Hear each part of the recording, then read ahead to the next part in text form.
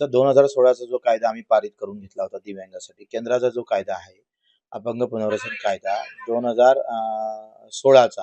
तर तो 2016चा कायदा काय म्हणतं का जिल्हा परिषद, स्थानिक स्वराज्य संस्था, राज्य आणि केंद्र यांना 5% दिव्यांगासाठी निधी राखीव ठेवला पाहिजे. म्हणजे अर्थातच 4%.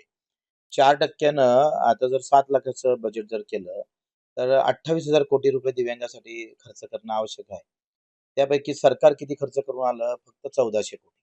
त्याच्यातही 1400 कोटीमध्ये 1000 ते 1200 कोटी हे अ, कर्मचाऱ्यावर खर्च होतं. प्रॉपर दिव्यांगावर 100-150 कोटी खर्च होत नाही. त्यांना आमच्या मागणीला यश आलं का आम्ही त्यांना सांगतो की दिव्यांगाला तुम्ही व्यावसायिक दृष्टिकोनातून कसा हे केला पाहिजे, स्टॉल धोरण कसं आखलं पाहिजे. म्हणजे 28,000 कोटी रुपये कुठं आणि तुमचे 1400 कोटी कुठं. म्हणजे 5% 4% निधी खर्च होत नाही. त्याच्यासाठी आम्ही आता एक कोर्टात पण जाणार आहोत आणि त्यासाठी एक आंदोलनही जून महिन्यात आम्ही करू. मला असं वाटतं का युद्ध होणार हे आता ह्या 10 दिवसात समजलं का सरकारला, म्हणजे मग आमची खुफिया यंत्रणा किंवा राजदूत जे काही देशाच्या बाहेर आहे, ते काय करतात?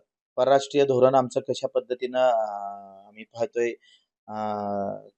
कसं कमकुवत आहे हे याच्यावरून स्पष्ट होते. का अशा प्रकारच्या गोष्टीची माहिती, एवढ्या मोठ्या प्रमाणात होणाऱ्या युद्धाची माहिती देशाला माहीत न होणं, देशातल्या सरकारला माहीत न होणं केंद्राला, ही मोठी फजिती आहे. लक्षात घ्या. ही जर कदाचित माहिती असतं, जसं कोरोनाच्या काळात ज्या चुका केल्या, त्या युद्ध काळात सुद्धा त्या चुका वारंवार केंद्र सरकारकडून होताना दिसतं.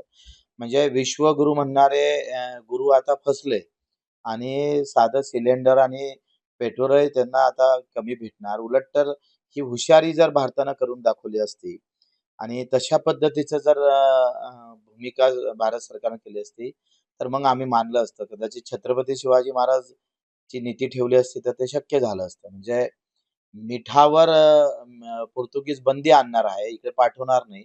तेव्हा छत्रपतीची खुफिया यंत्रणा पहिलेच माहीत होतं का पोर्तुगीज मीठ पाठवणार नाही कोकणातलं. कोकणामध्ये बंदी घालणार. तर त्याच्या अगोदरच साठा निर्माण करून ठेवला होता. ही जी आहे, ही कशातून येतं? हे भावनेतून येतं. त्याच्यातून स्वतःमध्ये असणारं राष्ट्रप्रेमातून येतं. भाजपा जरी राष्ट्रप्रेमाचा ऊत आणत असेल, तर याच्यावरून हे स्पष्ट होते की त्यांचं राष्ट्रप्रेम हे फक्त देखावा जोगतं आहे. प्रत्यक्षात ते नाही आहे. त्याच्यामुळेच ही आता परिस्थिती निर्माण झालेली आहे.